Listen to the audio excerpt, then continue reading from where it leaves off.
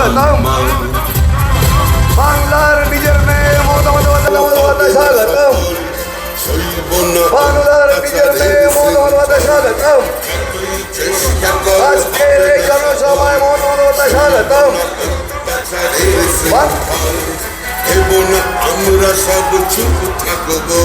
আমাদের প্রিয় মুখ্যমন্ত্রী এবং ভারতবর্ষের জননেত্রী মমতা বন্দ্যোপাধ্যায় তিনি এসে উপস্থিত হয়েছেন। গড়ে তুলব, রক্ষা করো, রক্ষা করো, সকলকে আহ্বান।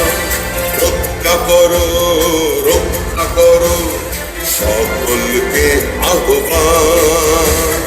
মাতৃভূমি বাংলা সবার মহান।